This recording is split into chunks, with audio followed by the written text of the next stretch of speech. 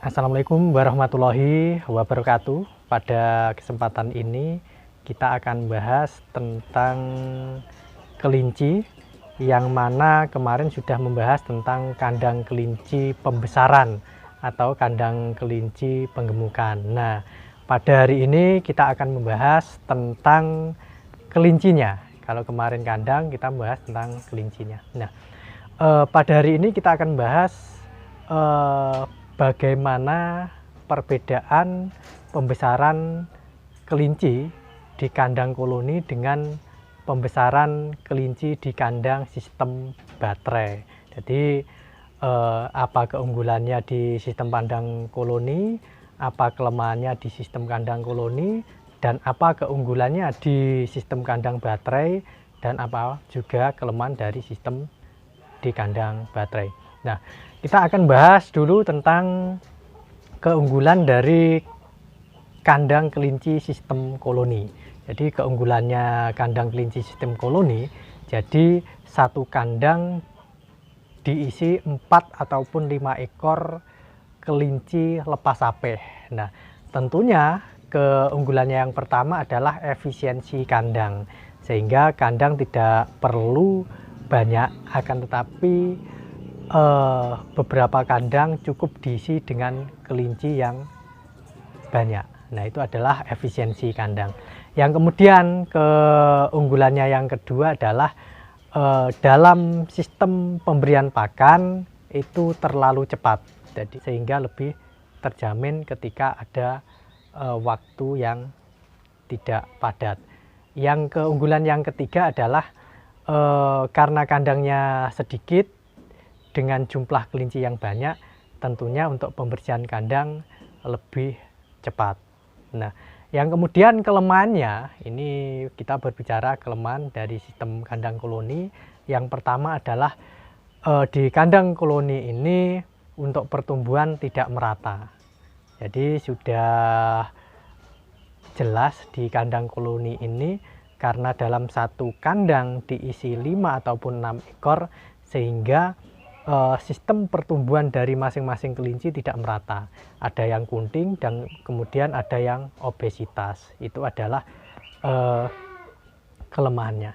Yang kemudian kelemahan yang berikutnya adalah karena tidak pemerataan pertumbuhan, akhirnya karakter kelinci lepas sapeh ini adalah cenderung nafsu makannya besar, cuman pencernaannya belum begitu kuat. Akhirnya banyak kelinci yang mati di kandang sistem koloni. Walaupun takaran pakannya dari masing-masing pas, akan tetapi dari masing-masing kelinci ini karena nafsunya yang terlalu besar, akhirnya ada yang kebanyakan dan ada yang kurang, sehingga menimbulkan ada yang mati, ada yang kunting dan lain sebagainya. Yang kemudian kerugian dari kandang koloni ini adalah ketika ada yang satu kena penyakit, maka penyakit ini cepat melebar ke kandang lainnya. Jadi di dalam satu koloni ada yang satu sakit, yang lainnya itu juga rawan terkena penyakit. Misalnya ada yang satu mencret, pasti yang lainnya banyak yang mencret juga, sehingga ini sulit diantisipasi. Nah, itu adalah kelemahan dan keunggulan dari sistem kandang koloni. Yang kemudian kita bahas juga kelemahan dan keunggulan dari sistem kandang baterai. Nah, sistem kandang baterai ini memang pertama kita harus menyiapkan kandang yang agak banyak, karena di sistem kandang baterai ini kelinci lepas sapeh harus satu persatu di kandang kelinci ini. Itu yang harus dipersiapkan. Yang keunggulannya jelas, pertumbuhan dari kelinci di kandang baterai itu cenderung stabil atau cenderung merata. Jadi pertumbuhan secara optimal merata.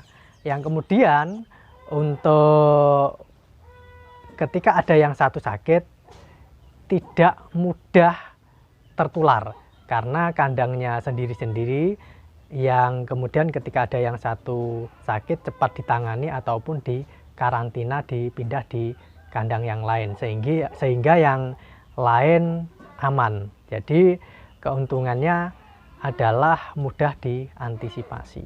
Yang kemudian untuk pemberian pakan, karena pemberian pakan dari kelinci lepas sapeh ini hanya 20-25 gram, sehingga sama diberikan serempak seperti itu. Sehingga kelinci tidak ada yang terlalu obesitas dan kelinci tidak ada yang kunting. Itu adalah sebuah keunggulan yang tersendiri.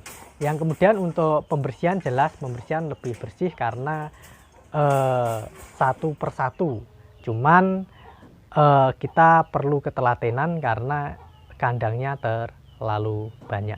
Yang kemudian sebuah rekomendasi dari kelinci kandang baterai ini lebih cenderung ke kelinci bibit karena sudah terseleksi dari awal maupun saat panen.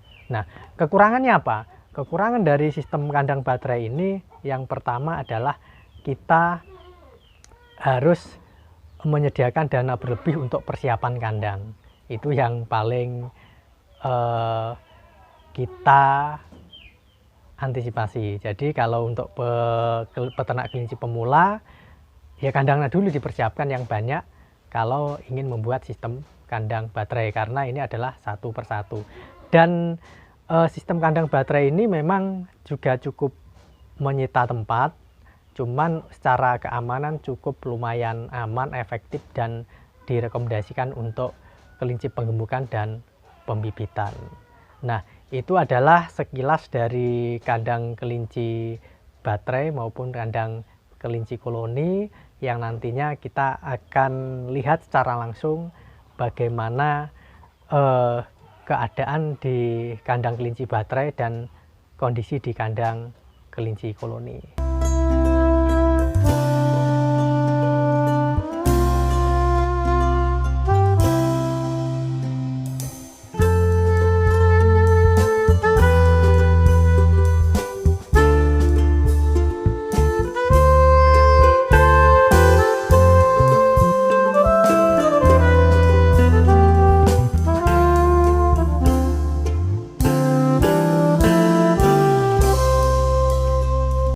Ya mungkin itu sebuah solusi, tergantung kepada para peternak nantinya lebih memilih ke kandang baterai atau lebih memilih ke kandang koloni. Saya persilahkan, itu adalah gambaran yang ada di kandang kami dan yang sudah saya lakukan.